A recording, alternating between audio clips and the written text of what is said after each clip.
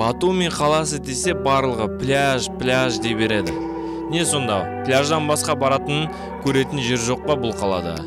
Әрине бар. Соның бәріне сіз турмен бара аласыз. 100-150 лариға. Или қалалық автобуспен бара аласыз. 1 ларимен. Мен көрсетемін, үйретемін, ал таңдау өзіңізде.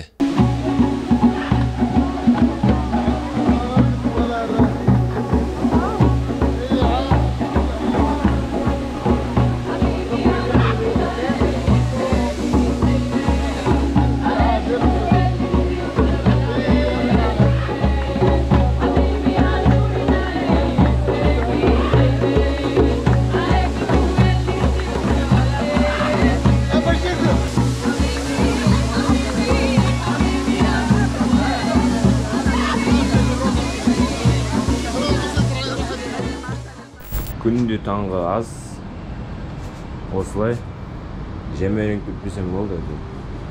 Үйге барып балконнан шай ішем, балконнан кофе ішем, осындай вид керек, осындай море керек деп жемерін күтпесем болды әйтеуір. Қайырлы күн, баршамызға сәтті күн болсын. Бүгінгі күнде тоже мықты пландармен, мықты күшті жерлермен алласы өтеді. Бұйырса барлығын каналдан көресіздер. Таңмен үйреншікті видпен таңғы асты ішіп алып, қала шетіндегі жақсы жерлерді аралауға бет алдым.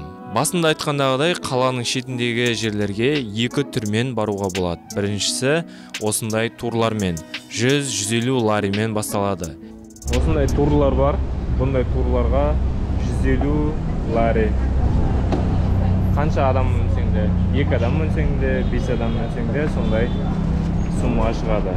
Бұл 150 лариге осы крепусқа апарады, Махуцети деген водопадқа апарады, менің домға апарады. Сосын бір тағы бір тамақ жейтін жерге апарады, оған уже отдельно ақша төлеу керек болады. Екіншісі өзіңіз, яғни қалалық кәдімгі автобуспен, таксимен, өз машинаңызбен дегендей. Осы видеода 2 түрінде сіздерге барынша түсінікті етіп көрсетуге тырысамын. Қайсысымен барасыз, оны өзіңіз таңдасаңыз болады. Видеоны соңына дейін қараңыздар. Турға кетіп бара жатырмыз, Тарил деген біздің бауырымызбен бірге турға бара жатырмыз. Қазір бұйырса 6 жерге барамыз, соның барлығын қазір көреміз. Как раз айтып отырады барлығын. Мынау не жер екен, қай жер екен. Барлығын бұйырса осынан көретін боласыздар. Все остальные, что ходит, все уже. Кроме этого, тоже. Оказывается, сондай болады екен. Грузияда аттың етін жеуге болмайды екен. Оны сатып алу да проблема, мына жақта сою да проблема. Тек қана жаңағы айтқандағыдай, егер аяғы сынып, жаңағы вообще жағдай келмей жатырса, сонда ғана тек соятын жерге апарады екен. Ең бірінші баруға кеңес беретін жерім ол бәріне танымал Сарқырамадан бастадым. Осы жерге 1 ларимен автобуспен де келуге болады екен. Жолдас шағын стоянка жасап, 2 өзеннің қосынысы деген жерге тоқтадық. Play with me like cats and a string. You don't understand the pain it brings. You don't ever wanna give me wings. Сәл жүргеннен соң Сарқырамаға келдік, бірақ бұл басқа Сарқырама екен.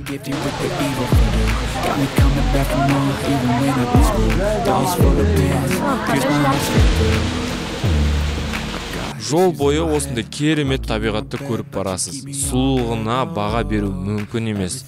Бір жері екіншісінен әдемі ғой, солай кете береді. Базар жоқ. Грузияның әдемілігін қараңдаршы. Қандай әдемі. Қазақстандағыдай тоже сиырлар тұр. Сиырлар деген вообще авторитет. Қысылмайды, бұнда да жолда тұра береді екен. Бұл су электростанциясы. Бұны кезінде түріктер арендаға алып, соны орнатып, барлығын жасап, енді осыны өздерінің халқына, яғни батумилықтарға сатып жатыр. Тоқ қылып. Ақыры бір ауылға жеттік. Атын ұмытып қалдым. Қиын бұл жақтың ауыл аттары.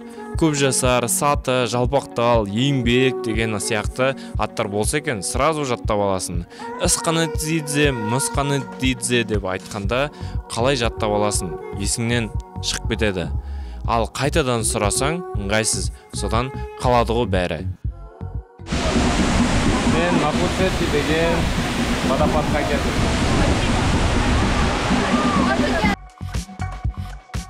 Сарқырама енді мықты екен. Және осындай әртістер де бар екен. Ақшаға отыруға әрине. Бірақ десе де грузинский колорит беріп отыруға.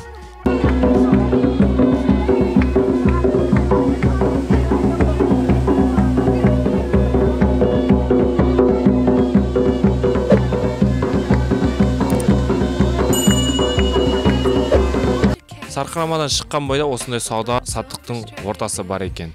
Ішінен өтіп қарап шықтым. Түркияда осындай каштан қуырып беруші еді ғой көшелерде. Дәл сондайды осы жерде де жасап тұр екен. 5 лари кішкентайы. Дәмі картопқа ұқсайды. Норм, жеуге болады. Грузинский гостеприимствоны осы жерден келіп көріп жатыр мына кісіден. Бізді угостить етіп жатыр. Дәмі қалмай. Еще вино бергісі келіп тұр, бірақ енді вино ішпейтін болған соң біздер. Приятно, рахмет. Осы блогерлерден көретін осындайды каштанды Турцияда жарит етіп жеген. Грузинскийін жеп қарадым, мықты екен дәмі, ұнады. Кішкене картопқа келеді. Сәл жүрген соң 200 жыл бұрын салынған осындай бір ерекше көпірге кездесеміз. Бұл да бір көруге тұрарлық жер. Бәрі бір жерде болғаны өте ыңғайлы. Осы мостты салу технологиясын жаңа оқып келдім. Бұның барлығы тастар бір-біріне, байқасаңыздар, параллельно бір-біріне цементтеп қойған. Өте қиын технология әрине. Бай адамдарға біреулері айтса маған, мен сенбес едім. Қалай болды, қалай тұрады. Бұл бір ерекше мосттардың қатарына жатады. Осы көпірді еш тіреусіз, яғни еш темірсіз салған екен. Тек тастан жасалған екен. Бірін үстіне қоя берген. Қалай жасаған деңізші? Соның барлығын білгеннен соң қорқыныштылау болды үстімен жүру. Осындай кереметтердің барлығын көрген соң түскі тамақтың қамына кірістік. Ауыл жақта жүрген соң грузиндер таза ауаға шыққанда не жейтінін біліп көргім келді. Соны айтып едім, шопыр жігіт осындай керемет бір ресторанға алып келді. Айтса айтқандай керемет жер екен, су ағып жатыр, бұлақ, барлығы мықты, таза ауа, ал тамақтан шашлык және осы біз келген ресторанның ішінде форель өсіреді, яғни балықтың түрі, соны өсіреді. Осы жерде клиенттер заказ берсе, ұстап алады да, пісіріп береді. Ұстап алады дегенде прям міне осымен ұстап алады. Оның барлығы мұның ішінде жүр балықтар. Таңдап аласың, ұстайды, сояды. Жарит етіп берсе, жарит етіп береді. Шашлык сияқты жасап берсе, шашлык сияқты жасап береді. Бана айтқандағыдай міне форельді осылай алып келеді. Жарит етіп, қуырып. Және де қалай Грузияға келіп, грузинский шашлык жемейміз. Говяжий шашлык. Ас болсын.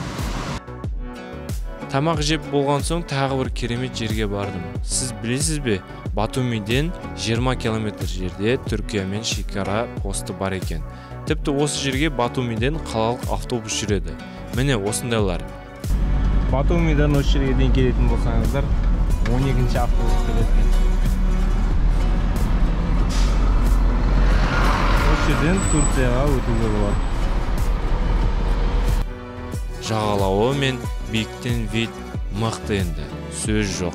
Осы жерден уже Турцияға өтуге болады. Мынау грузинский граница, ар жағы турецкий граница.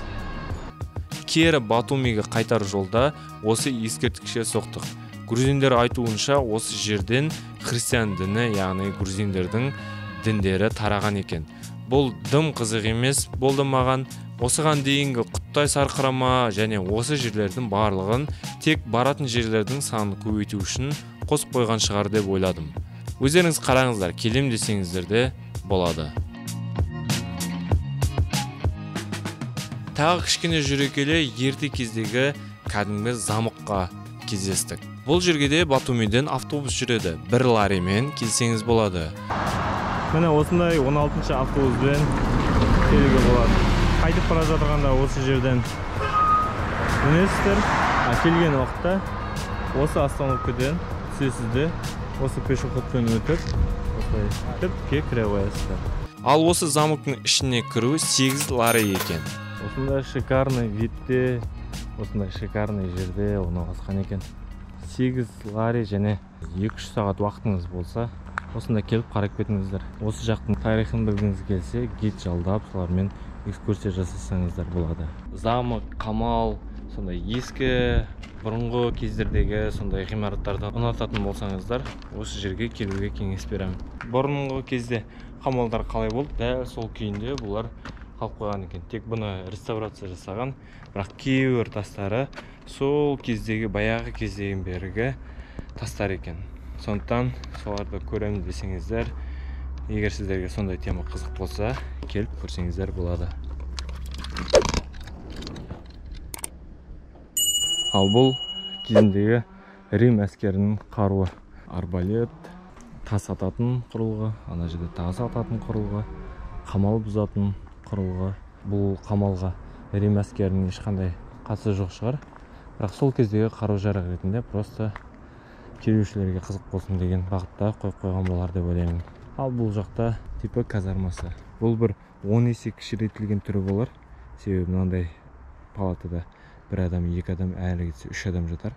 Гонионың ішіне кірсеңіздер, осындай қызықтарды көруге болады.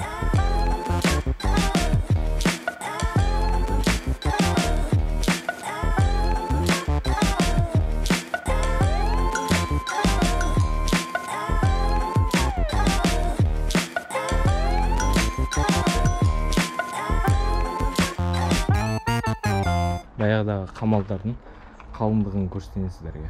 Стенасының қалыңдығы 1, 2, 3, 4,5 қарыс. Және одан былай қарай тағы да кетеді. Бұл қамалда кезінде түріктерден, Осман империясынан қорғану мақсатында солармен шекаралық жерге қойып қойған. Бұны кім жауламады, кім басып алғысы келмеді деп ойлайсыз. Бәрі де осы қамалды басып алғысы келді. Бұның орталығында кәдімгідей қала болды және билеушілердің үйі болды. Оның барлығы қазір жоқ. Реставрацияға да келмейді, даже шұңқырлары сондай құттай ғана жерлерде іздері тек қалған болды. Басқалай барлығы қираған. Тек мына қамалдың осылай сыртқы келбеті, сыртқы бір бүліктері қалған. Осылай туристер келсін, көрсін деп кері қалпына келтіріп барынша жасап қойған екен. Ішіне кіріп қарауға болатын сияқты. Бұның ішінде шағын музей бар екен.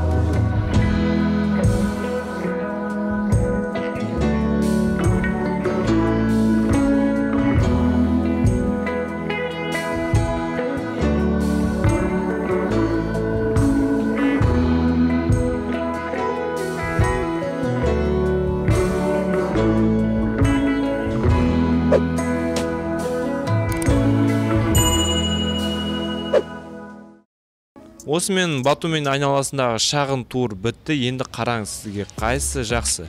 Гидпен немесе өзіңіз автобуспен? Гидпен барғанның плюсы машина дайын, апарады, әкеледі. Минус еркіндік жоқ. Қайда апарады, сонда жүресіз. Еще қандай гид кездеседі, соған да байланысты. Ценасы 100 лариден бастап жоғары қарай кете береді. Жалпы осылардың барлығын кім жасайды? Әрине, ол жергілікті грузиндер, яғни адамдар, немесе көшіп келгендер, немесе осы жақта тұратындар. Осылардың барлығы туралы, яғни халқы туралы, адамдары туралы бір ауыз сөз айта кетсем. Көшіп келуші демекші, Қазақстаннан да көшіп келгендер бар екен. Бұл Андрей. Живу 5 лет в Грузии, в Кабулете жили, в Батуми жили. Очень нравится, природа хорошая, море всегда рядышком можно. До зимы почти плавать. Все здорово.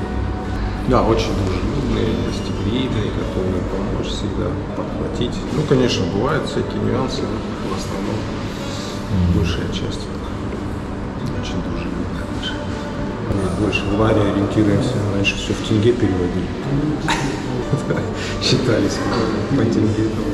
Если работать, наниматься куда-то, то плохо платят. Немного. Надо что-то самому делать. Ну, 600-800 лар. Месяц. Средняя, да, запас. Этого не хватит, если ты снимаешь квартиру, если не хочешь передвигаться. В общем, есть. Ал Грузия туралы таксисттерден көп билетіндері жоқ шығар. Здравствуйте. Приезжайте в гости. Я рад вашим народам. Всегда спокойно здесь. Ваши туристы уже сколько-то лет приезжают, все. Окей. Никогда не было. Ну, в последнее время какой-то это есть смешанный вариант. Остальное все нормально. Приезжайте, все есть. Потом и вообще весь город красота. Но есть еще за городом, где можно въехать и посмотреть водопады, есть ботанический, есть дендрологический парк, музыкальный парк, где есть очень много мест, где можно отдохнуть. Раньше хорошо было, а сейчас нет. Потому что нету ни фабриков, ни заводов, ничего нет. Продали. Вот место чайная фабрика продали, построили 3 бензоколонки. Второй чайная фабрика купил турк. Сделал швейную фабрику. Табачная фабрика была. Нету. Продали. Ал бұл жігіт парашют ұшумен айналысады. Яғни адамдарды парашютпен ұшырады. Вот если клиентуру считать, первое место это арабы, потом идут казахи, потом русские, и потом уже остальные. Много, да, получается? Казахов много, очень много. Кто из Казахстана приходит, самое прикольное, это что, когда я им говорю 150 лар, они сразу калькулятор начинают считать, я им говорю 26 тысяч, они такие, а ты откуда знаешь? Я говорю, как бы 8 лет тут работаю, слежу за этим. А давай, да? Скинь, да? Так что, когда говорю фиксированная цена, а да, давай по-братски говорит. Грузин тойы туралы аз-маз қызықты жайттар айта кетейік. 400, 500. Это весь поселок, да? И полтона вино льется. Например, у тебя свадьба через месяц. Раньше 2 месяца надо забронировать этот зал. Ты платишь там за один человек 90 лар. 90? 90 лар. На одного человека? На одного человека. Там все входит. Еда, вино, вот оператор, вот фото, музыканты, все, 2 дня. Второй день мы называем день торта. Невестка торт принесет, вот большой торт, да, вот 2-метровый. Второй день решится это. Никогда не начинается, когда пишется вот 5, 1 час позже, вот 6. И вот до 12 часов, ну, посмотришь, какая обстановка будет. Там 1 тамада есть, это до 5 стаканов. И уже потом, и это 10 человек, вот отдельно, вот, все отдельно. Все, бухать. Например, дневник или что-то у него вот пишет, да, вот, например, твое имя, вот, приглашено ты. Пишет, например, Тариел Парамидзе. Я написал $200 или $300. Да. Жалпы халқы жақсы, қонақжай, күліп көмектеседі, жақсы былай. Айтады ғой 5 саусақ бірдей емес деп, сондықтан жаманы да болуы мүмкін, бірақ маған кезікпеді, сізге де кездеспесін. Кешке жақын қалаға келдім, кешкі тамақты суп харчо мен тағы бірдеңелерді 10 лари шамасында сатып алдым.